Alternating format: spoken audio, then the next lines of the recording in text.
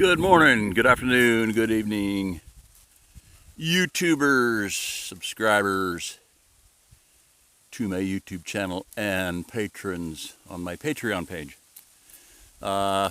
In for a penny, in for a pound, I'm going to go ahead and do a continuum video of what I started earlier, and I know the wind's blowing, so I'll talk loud. Don't have a headset with me. You can see that's a really old dead tree, bunch of brush piled on top of it. What we're trying to do is to get the stuff, the branches, debris, burn pile quality stuff, which we're not supposed to burn here on my son's property. We're just supposed to let it rot into the ground and make dirt, which is great. So you lay as much stuff flat as possible. But when you're working and you're trying to get into stuff, you can't just lay branches everywhere because you're asking to fall and hurt yourself. And you have a running chainsaw in your hand. So we got to make some piles. So what I'm doing is I'm making a pile there of just, kindling, quick wood, pulling stuff out of the ground. See that's quality dirt right there. Not firewood, so I'm going to throw it back in the dirt. But it's a trip hazard. And see this is what the goats are for. He said, when you cut a tree down, it grows saplings. It'll grow 30 saplings. But he said, my goats work for me. I don't work for my goats. The goats are there to clear pasture. They will eat that. That's goat candy. That when the goats are coming in, they'll eat all that. All this, the little twigs and saplings growing, they will be gone. So what I'm doing as a test is, the first time I've done it is cordless circular saw. Nowhere near as good as a Sawzall, but I'm cutting up stuff that I can cut with it. So I'm going to go through this pile really quick, probably 15 minutes or so. I just try to make a pile of good burnable wood for me. I'll come back and get it later. And then probably the next best place would be that pile there. Or do the branches off of that. And that way it makes it easier for John to get to. What I was talking about, weeds over there. See, those are like 8 feet tall.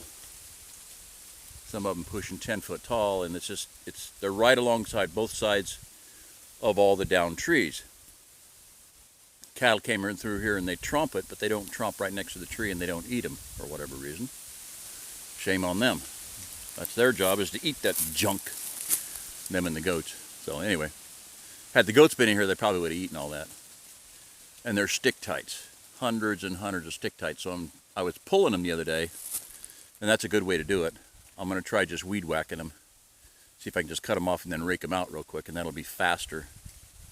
And a whole lot less stick tights to pull out of myself. So there's a whole pile of branches, firewood. There's a bunch, I want to get this down to where it looks like that.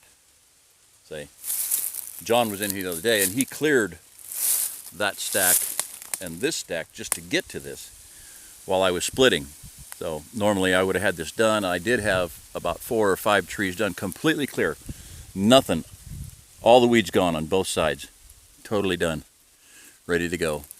The nice thing about a tree that he's already done it, but with branches like that, is you can just start out here and just bust off whatever you can bust off, and then just start chainsaw. Drop, drop, drop, drop, drop, drop, drop, drop, drop, drop. No splitting necessary. So when you have a tree with about 10 of those branches sticking out, it's great. For firewood, for quick and easy firewood. That one over there is a prime example. There's about, it's several smaller branches, not very big, but good, decent. And what he did here, see, that's about 4 inches there, and that's some good stuff. But I'm not going to do that, obviously, with the circular saw. That would be prime for a Sawzall. And see, what I mentioned earlier, a Diablo blade is like a carbide blade, carbide tip Sawzall blade that's like 5 or 10 times faster and lasts like 50 times longer than a regular Sawzall blade. Well, a Sawzall blade would go through that like butter as is. With a carbide blade, oh my gosh. Yeah, I want to get one. So all this, I could dice everything up here and have really good kindling and decent starter firewood for a bunch of stoves all ready to go. All right, so that's it. All right, This is Jerry Diamond. If you're listening to this, you are the remnant. Bye-bye.